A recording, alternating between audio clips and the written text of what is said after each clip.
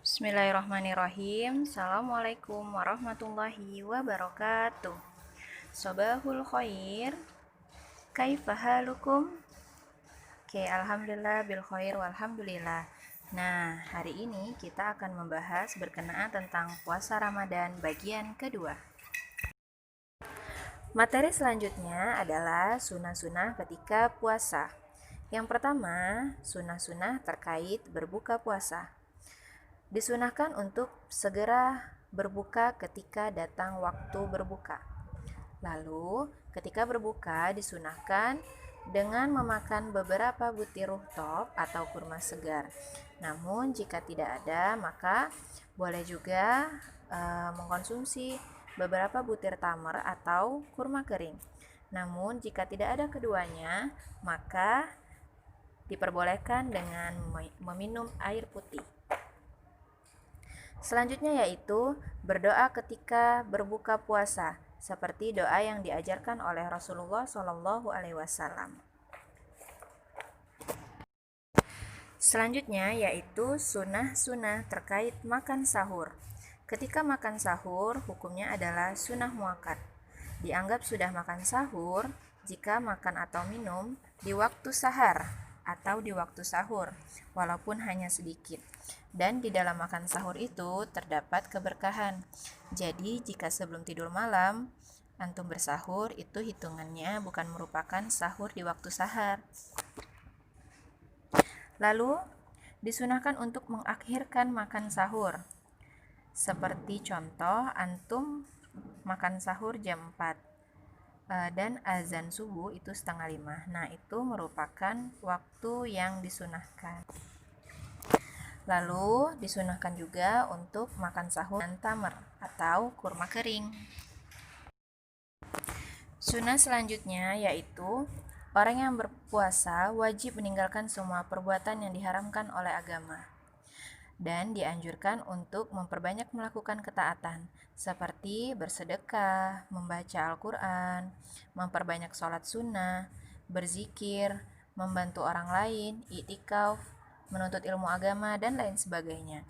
Apalagi sekarang ketika bulan puasa banyak bermunculan pesantren-pesantren kilat. Nah, kegiatan-kegiatan seperti itu akan lebih baik diikuti. Sunnah yang selanjutnya adalah membaca Al-Quran. Membaca Al-Quran adalah amalan yang dianjurkan untuk diperbanyak di bulan Ramadan. Seperti yang kita ketahui juga bahwa membaca Al-Quran dan puasa merupakan amalan yang bisa menolong kita ketika di akhirat nanti. Selanjutnya adalah orang-orang yang diperbolehkan tidak berpuasa.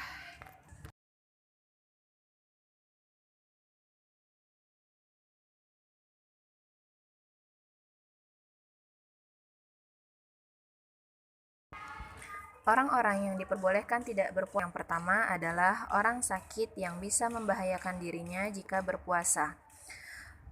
Jumhur ulama mengatakan bahwa orang sakit yang boleh meninggalkan puasa adalah yang jika berpuasa itu dikhawatirkan akan menimbulkan gangguan serius pada kesehatannya. Adapun untuk orang yang sakit ringan seperti pilek, pusing, maka orang tersebut tidak boleh meninggalkan puasa. Lalu, terkait adanya kewajiban qada atau tidak orang sakit dibagi menjadi dua. Yang pertama, orang yang sakitnya diperkirakan masih bisa sembuh, maka wajib mengqada atau mengganti puasa tersebut ketika sudah mampu menjalankan puasa. Seperti contoh misalnya ketika puasa dia mengalami sakit tipes yang tidak terlalu parah. Nah, maka ketika di luar bulan Ramadan, ia wajib menggantinya. Lalu yang kedua, orang yang sakitnya diperkirakan tidak bisa sembuh, maka ia harus membayar fidyah kepada satu orang miskin untuk setiap hari yang ditinggalkannya. Dikiaskan dengan keadaan orang yang sudah tua renta, tidak mampu lagi berpuasa. Nah, orang yang sakitnya diperkirakan tidak sembuh ini seperti sakit yang sudah parah, mungkin sudah tidak bisa makan, sudah tidak bisa berdiri, maka puasa yang ditinggalkannya wajib dibayar fidyah oleh dirinya ataupun keluarganya.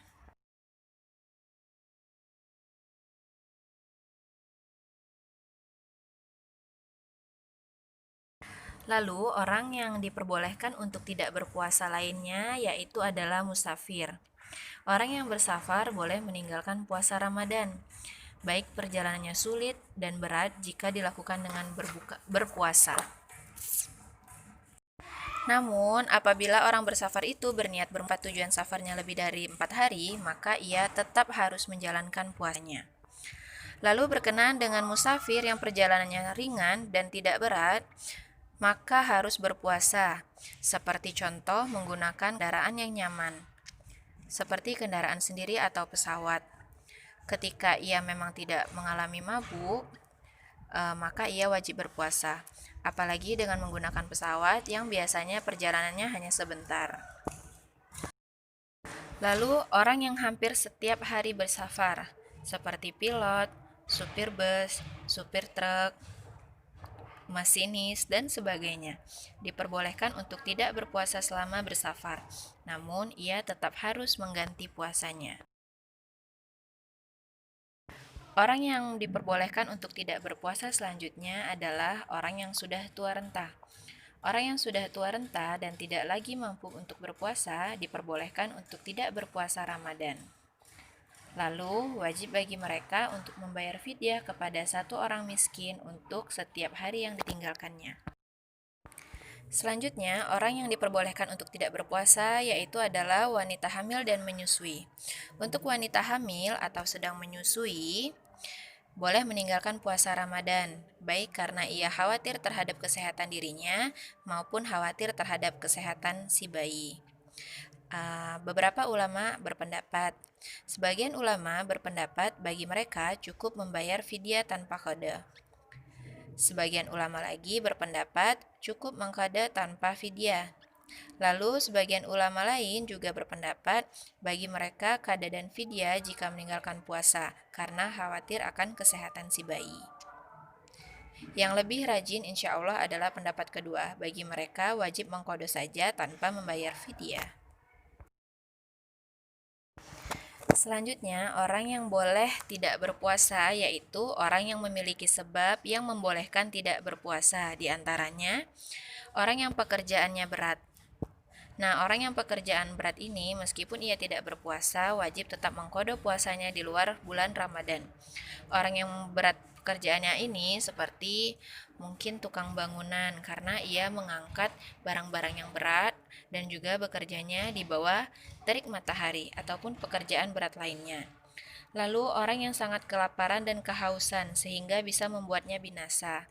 Seperti contoh fakir miskin, mungkin ia tidak mengalami sahur, tetapi ia paksakan untuk berpuasa. Lalu di siang harinya ia merasa sangat kelaparan. Oleh sebab itu, orang tersebut wajib untuk membatalkan puasanya. Lalu yang ketiga, orang yang dipaksa untuk berbuka atau dimasukkan makanan dan minuman secara paksa ke mulutnya.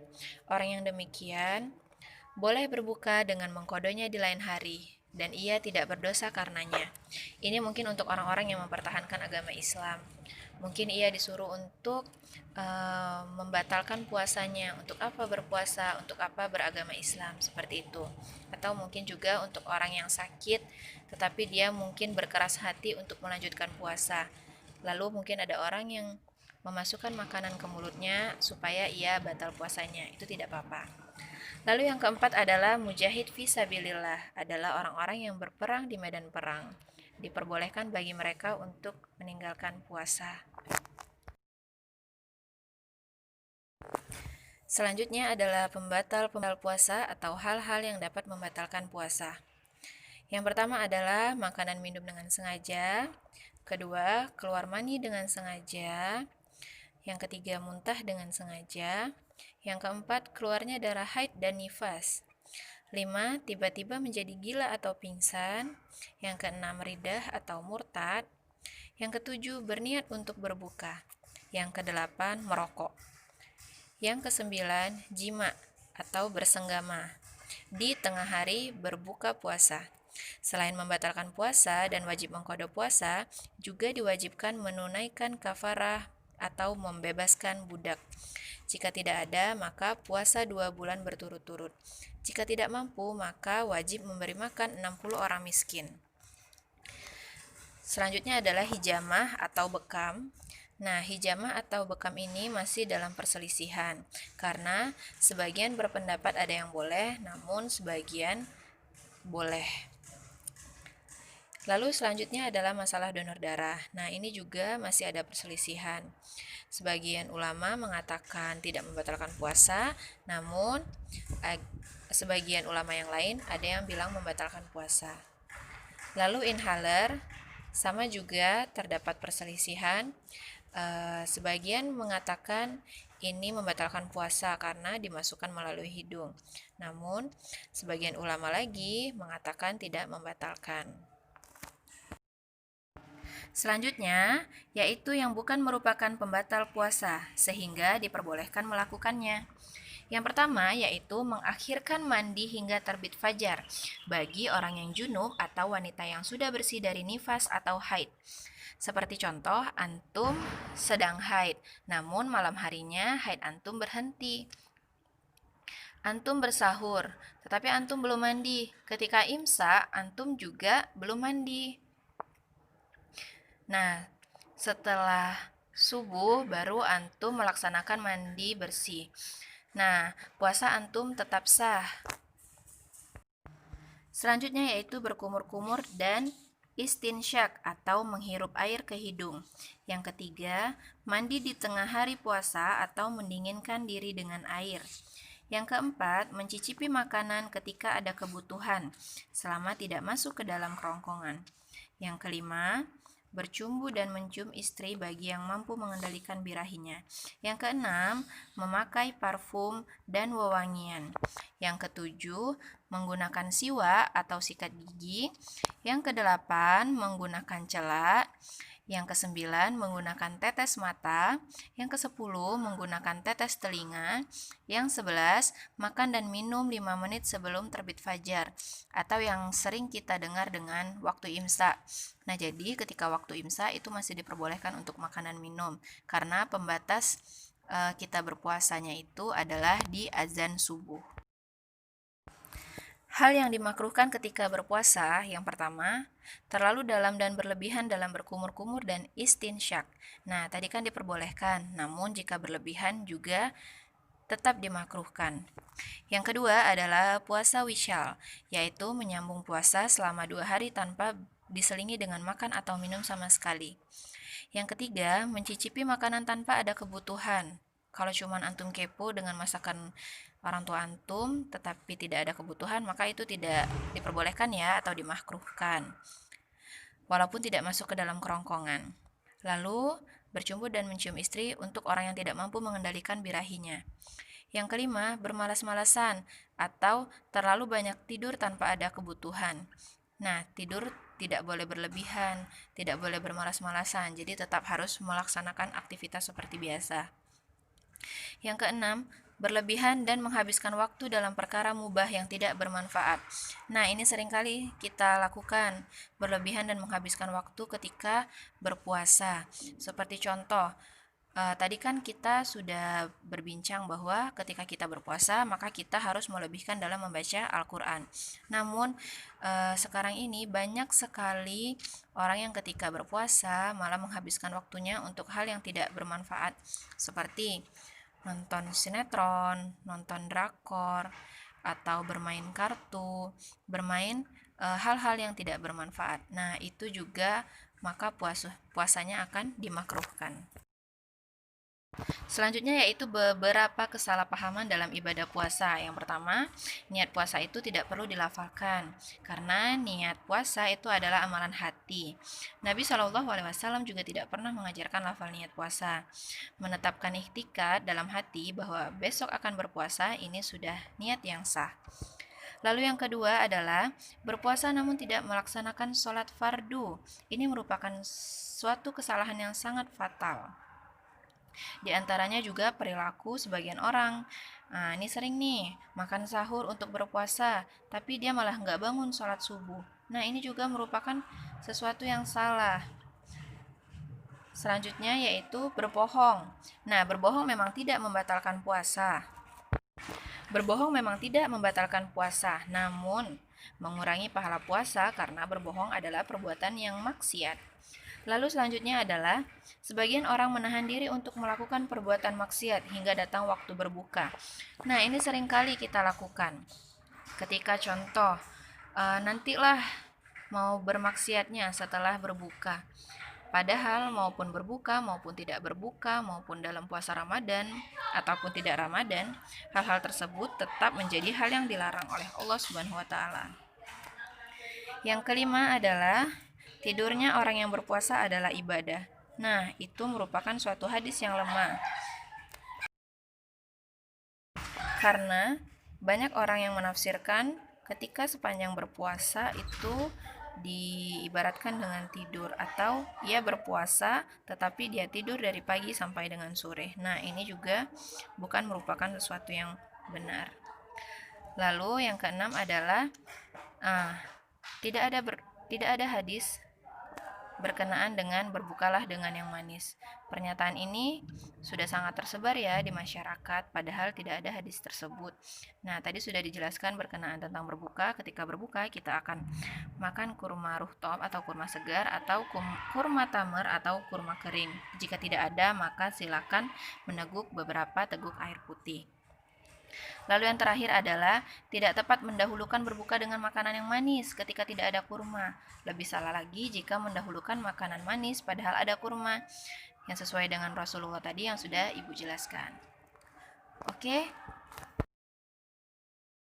Oke, syukran afwan minkum. Semoga ilmunya bermanfaat. Diakhiri, wassalamualaikum warahmatullahi wabarakatuh.